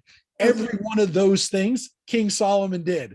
So if any question of when this was written or what they're writing about or who they, look, the answer that some people give traditionally is that this was written by people who knew or who wanted to prevent that from happening. The other argument is that people who wrote it knew that this had happened and were upset about it. Look, this is all stuff that they didn't want to have happen, and it did happen. Whatever you want to say, it happened. The Bible tells us it happened. So it's not like we imagine that this happened. We know it happened. Solomon did exactly that, especially, again, having many wives. According to the Torah, or according to the Bible, the book of Kings, he had 300 wives, 700 concubines. That's a lot of wives. When he's seated on his royal throne, he shall have a copy of this teaching, of this Torah, Mishnah Torah Hazot, for his written on the scroll. By the Levitical priests. Let it remain with him, and let him read it all of his life, so that he may learn to revere the Lord his God, to observe faithfully every word of this teaching as well as the laws. So what does the king have to have? He has to have the Torah. He has to follow the Torah as king. So the king can rule, but his rule is administered, his very existence is to some extent superseded and guided and essentially he's enthroned by the Torah. The Torah is what allows him to govern. Thus he will not act haughtily toward his fellow or deviate from the instruction to the right or left, to that end that he and his descendants may long reign in the midst of Israel. So what does the king get to do? He gets to reign, and he gets to reign hopefully for a long time, but only if he follows the laws. Not because he's successful, not because he's powerful, not because he has a lot of armies, not because he has a lot of wives, but because he follows the Torah. What are the requirements? What are the requirements and the expectations for the Israelite kings? That they follow the law. This is an amazing concept, and one that again wasn't really in force at all under any of these divine right monarchies. Because essentially, what did the King of France say? Right, Etat c'est moi. I am the law. I am the state. Not I am governed by the laws of the state, but I am this. I am the state. That is completely the opposite of what the Torah says. It is literally the opposite, which is that you, king, rule there only because you follow the Torah, and only, again, because the law takes precedence over your kingship. It's an amazing concept, and it's one that was way ahead of its time. The Levitical priests, the whole tribe of Levi, shall have no territorial portion with Israel. They shall live off the Lord's offerings by fire as their portion. Shall have no portion, shall have no portion among their brother tribes. The Lord is their portion, as he promised them. So there again, we have the fact that Levites do not get a hereditary portion, but they do get to live off the offerings. This then shall be the priest's due from the people. Everyone who offers a sacrifice, whether an ox or a sheep, must give the shoulder, the cheeks, and the stomach to the priests. You shall also give to him the first fruits of your grain and wine and oil, and the first shearing of your sheep. For the Lord your God has chosen him and his descendants out of all your tribes to be in the attendance for service in the name of the Lord for all time. If the Levite would go from any of the settlements throughout Israel where he has been residing to the place the Lord has chosen, he may do so whenever he pleases. So the priest can go to Jerusalem whenever he wants. He's allowed to go there. So he's not bound to have to stay in your hometown. He might go live in Jerusalem, which kind of makes sense. And again, this is what he gets to do. He gets to eat those things, and he may serve in the name of the Lord, his God, like all his fellow Levites who are there in attendance with the Lord. So the Levites who live in Jerusalem, the Levites who live outside of Jerusalem, they're all entitled to have the same access to the sacrifices as any other Levite. And if he has to go to Jerusalem to get it, he can do it. He can do it. They shall receive equal shares of the dues without regard to personal gifts or patrimonies. So, again, no priest should have better access, or no Levite should have better access than any other Levite. Now, we get to some laws that are, again, based on not behaving like the other peoples around you. When you enter the land that the Lord your God is giving you, you shall not learn to imitate the abhorrent practices of those nations. Let no one be found among you who consigns his son or daughter to the fire. Flat off, right off the bat, that's the first thing mentioned. No human sacrifice.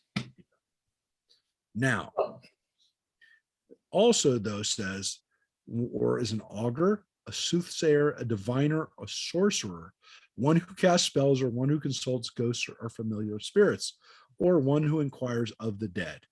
Now, this is a lot of stuff. And it almost says any of these categories, any of these people, wizards, soothsayers, people who do necromancers, those are people who consult the dead, any of those people in any of those categories are bad. Those are people that you don't want to have in your midst. And you'll be punished if you do. So here's a really interesting thing. This is not supposed to be a I like to tell people this. People say to me all the time, well, what if I go to a person who says they're going to consult my loved one for me? What if they go to a seance, or, what if I do that? Now, look, they put it in the same context as someone who's going to sacrifice their child. Well, clearly it's not, there's a difference. But there is this understanding that it's all connected to the fact that this is imitating the abhorrent practices of those nations. And people always, I know we've talked about this before, people will tell me, well, the Torah doesn't say it doesn't work.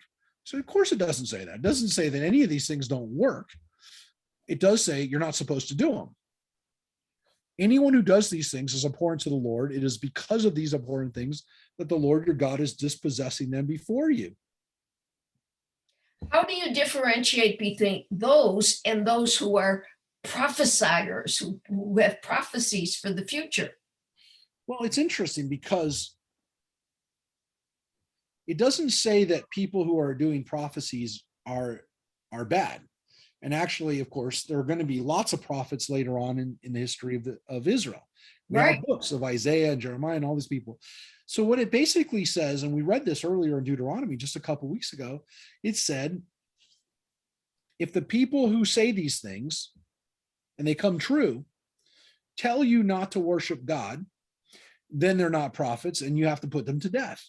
Right. So what's interesting about it is it says that they'll be prophets, essentially. How do you tell whether the prophet is a real prophet? Well, obviously, part of it is, do the things they say come true?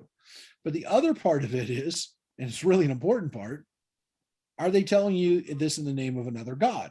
Are they telling you this? Now, the Torah said that if it comes true and they did it in the name of another God, don't think that that means, of course, you're supposed to worship another God. It says specifically that God is testing you, that God will not allow, God will allow those things to happen. Just because somebody says that it's going to happen doesn't mean that they're a prophet. And so what's interesting is, of course, is that makes sense, because you're always going to have somebody say, well, I told you so, I wrote it down. And eventually, by the way, somebody who makes 1,000 prophecies, one of those things might be true, but that doesn't make them a prophet. Right. Because they said one thing that actually comes out to be true.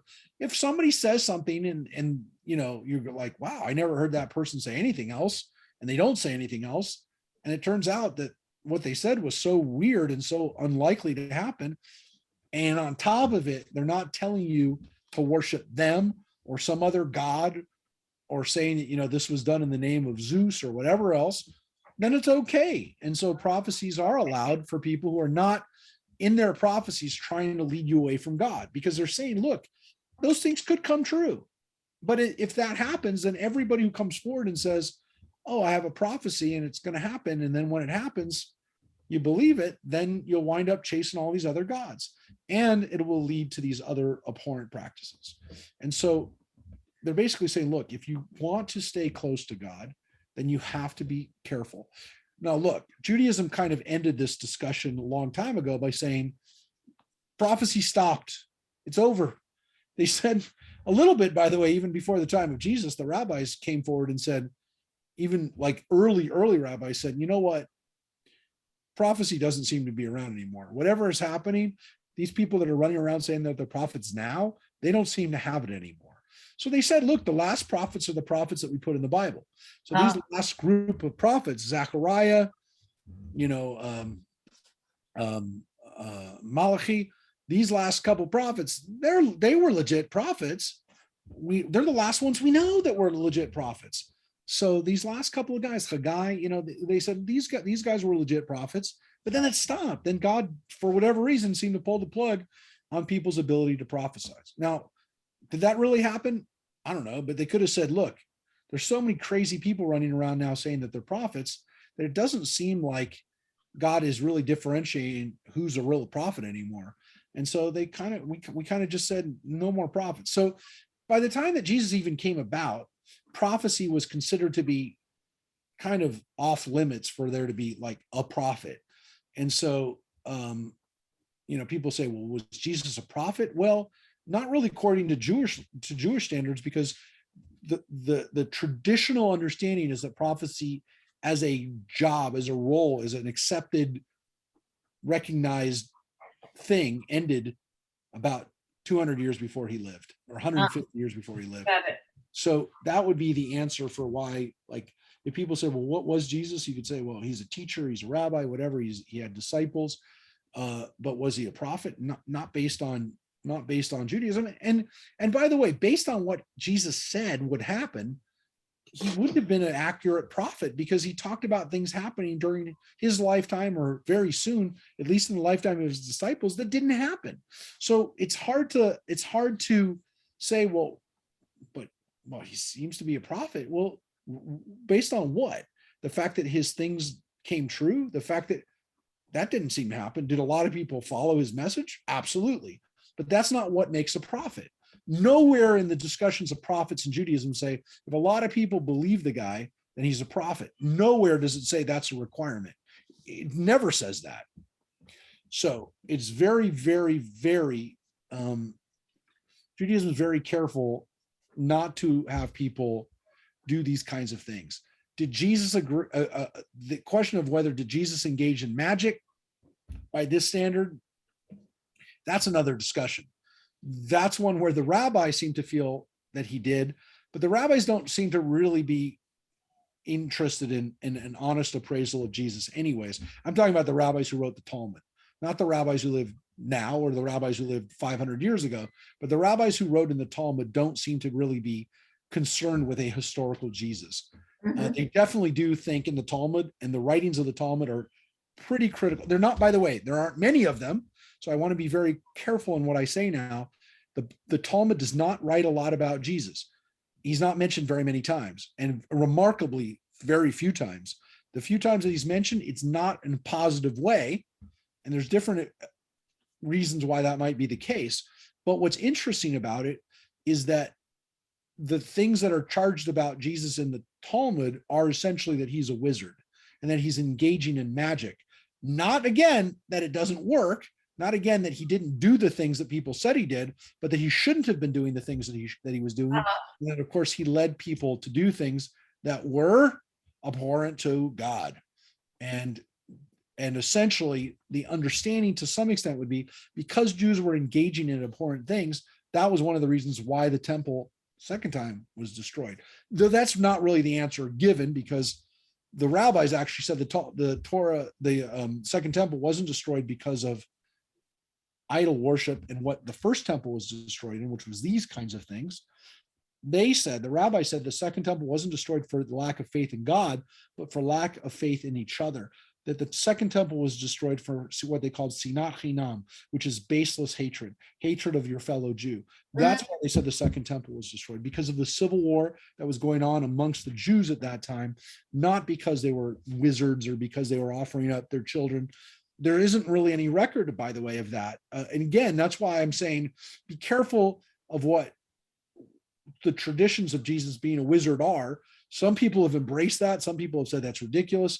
Some people say it's difficult to know from the Christian Bible. All I'm going to tell you is that doesn't matter, because in reality, that isn't why the second temple was destroyed. It was not because of Jesus and other wizards. It doesn't say that. As much as it was happening, that wasn't the problem, according to the rabbis. The problem was that Jews were fighting other Jews over not being able to figure out how to deal with the Roman occupation and the Roman persecution of the Jewish people at the time. Anyways, let's finish up this chapter. You must be wholehearted with the Lord your God. Those nations that you are about to dispossess do indeed resort to soothsayers and augurs. To you, however, the Lord your God has not assigned the like.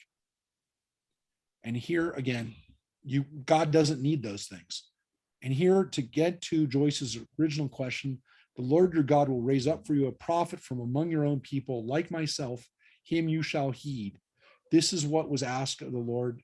This is just what you asked of the Lord at Horeb, Mount Sinai, and the day of the assembly, saying, let me not hear the voice of the Lord, my God, any longer, or see this wondrous fire anymore, lest I die.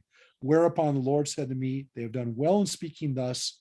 I will raise up a prophet for them among their own people, like yourself. I will put my words in his mouth, and he will speak them to all that I command him. And if anybody fails to heed the words he speaks in my name, I myself will call him into account.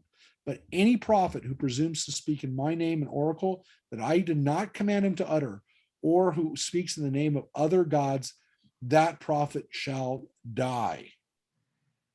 And again, to get to Joyce's question, and should you ask yourself, how can we know that that oracle was not spoken by the Lord? If the prophet speaks in the name of the Lord and the oracle does not come true, that oracle was not spoken by the Lord, The prophet has uttered it presumptuously. Do not stand in dread of him. How do we know the prophet is real? Speaks in the name of the Lord, and his oracle comes true. So he can't speak on behalf of another God. He also has to have his thing come true. And so the Torah allows for prophecy. It actually says you'll have a prophet. One would argue, does the book of Deuteronomy allow for this kind of other things to happen? Maybe it allows for it to happen because it says that you're going to have prophets like me. Moses says there will be prophets like me. But again, they have to speak in the name of God, and they have to, he has to be one of us. They have to speak true. And so this is a really important concept in Jewish law, which is the prophets have to speak on behalf of God. They have to speak in accordance with what God would say. And of course, the things that they say have to be true. So it's allowing for it to happen, but it's again putting very strict rules on how this could happen. So we are next week, we've almost caught up with the portion. Shoftim is ends right here. Hold on a second. I think I passed it. Wait. Key Tate say start. I thought it starts in chapter 20. So wait, hold on a second. We are there. It is right here in the middle of chapter 21, or after 9 verses. So we have the 9 verses of 21, and we're going to read chapter 20 next week. And what we're reading about now is a whole blend of laws. This week and next week, we're going to read about we're going to be reading about how we put these laws into effect. Again, I don't want to say it's a mishmash of laws, but it is a miscellany, maybe is a better word, a less pejorative word. There are lots of laws in these that are not necessarily connected to the previous law, but again, as we get into this end of Shoftim, which we'll finish next week, and then the beginning of Kitetze, as I've mentioned before, this next portion when Kitetze starts here in chapter 21, this portion Kitetze has over 70 commandments. So this one is filled with laws, and it is it really is connected to, again, what we're going to read at the end of Shoftim. We're going to be reading a lot of laws, and it kind of again gets into those words that we read in Shoftim: justice you shall pursue. And how do you do it? By having law, and by knowing the law, and by having rulers who know the law too. And so what's really important in Jewish tradition is that the people who we put in power, they must uphold the law. They have to be people who follow the law. They have to be people who respect the law, and they have to be people who, again, put themselves under with a sense of humility, under whatever authority that they're given and whatever responsibility that they're elected to, that they have a higher authority that they also have to answer to. And we see it unfold in our own lives, even this week, because one could argue, again, this week's portion, Shoftim, which tells us that the ruler, the king, has to have the Torah in their lap. They literally have to be acknowledging the supreme authority of the Torah and this supreme authority of the law itself. What better portion do we have for this week? What better law, the confluence, the intersection of news and Torah, when this week you have the resignation of the governor of New York. Mhm. And one can make the argument, well, this is just another case of he said, she said. Listen, the fact is that what made him finally resign was the designation and the recognition from the Attorney General of New York of that there was indeed a violation of the law that happened. And so as much as he didn't acknowledge that in his farewell address, the reality is, with a sense of humility, which he didn't really show, unfortunately, he has to recognize that he has to answer to the law, that even this governor who a year ago was at the height of popularity, I mean, people were literally talking about him running for president, that the reality is that he also learned that that as popular and as loved as he was, you have to follow the law, and you have to be humble in your position. And unfortunately, at the very least, he seems to not have understood, even by his own recognition, the trust that was given to him, and that he had violated it. So this was a very interesting week for us to read this portion and to read the words that justice is not always easy. It's not always pretty, but the rulers of our land are also beholden and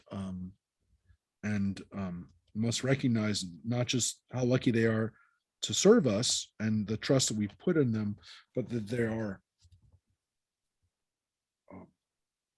responsible and that they answer to the law. So I I can't. need to give you an appreciation, Rabbi. Thank you. In 2 chapters ago, it said you must bring your gifts to the Lord. I want to thank you for giving me the opportunity of working with the grief support group so that I can bring my gifts of healing to our temple. It is such an honor to me to be able to do this, and I want to thank you for arranging it.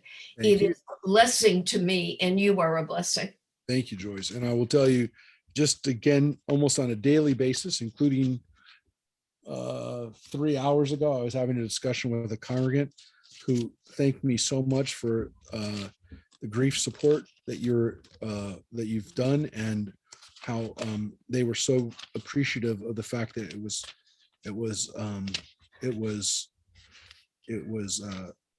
something that they had to share with me, and call me just to share with me again, literally at 6 o'clock. So an hour before we went online. So thank you, Joyce. Really, the thanks is really on our behalf, mine and the whole community. And I will tell you that I was there yesterday, as you know, locking up. Yes. And you before before I left, I was talking to one of the participants who I'm very glad is coming. And again, I'm not going to talk about who it is. I don't even want to say the gender or the person. You give any clues who the person is, but they were in tears, appreciative of how much this means to them. So that was yesterday. Then it was today. So there literally is not a day that's gone by. And I think there was even somebody on Monday who spoke to me about it. So I can safely say that every day this week, somebody has stopped me and taken a moment to thank me for what you've done, Joyce. So thank you. It really is. It is a chance for you to talk about, and for all of us to acknowledge the opportunity that we have to bring our gifts. And I hope that the synagogue that Beth Ami continues to be a place where people can find ways to bring their gifts to the community. And some people will do it in a profound way, and some people will do it in a quiet way, and some people will do it in a way that again, no one will even ever be able to recognize, and those are special too. So I will tell you that that's the thing that always resonates in my mind. Again, for me to bring whatever gifts I can on my own, and to encourage other people to do that as well. And not obviously just for our synagogue, but for our society and for our country, because each one of us has something that we can give back to our community. And again, it gets back to, the great words of John Kennedy, to actually be committed to public service, right? Ask not what you're, and again, to have that, the phrase that he said, which is such a biblical way of saying it, right? That's not what what your country can give to you, right? But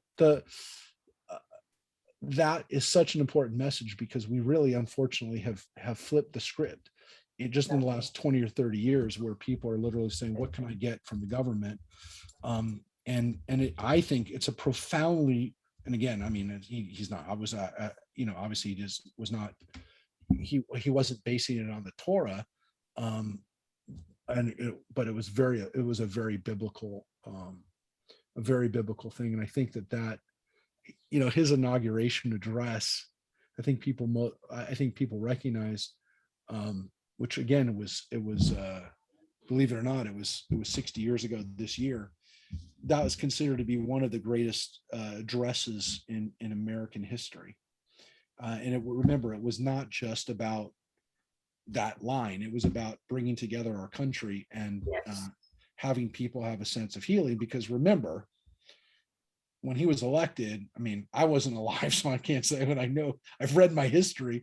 I know that there were a lot of people who felt that election was stolen, because there were people who said there were hundreds of people in Chicago who voted who weren't alive. I mean, the same stuff that we're hearing today. So I will say that his message of healing was very much one of, I just brought it up. I just want to say, where he said, he went into a whole line of let both sides, right? Let both sides explore what problems unite us instead of belaboring those problems which divide us. Let both sides for the first time formulate serious and precise proposals for the inspection and control of arms. And he's talking about the Russians here, but he's talking about people coming together, and here's where he quoted the Bible. Let both sides unite to heed in all corners of the earth in the command of Isaiah to undo the heavy burdens and let the oppressed go free. So I think I think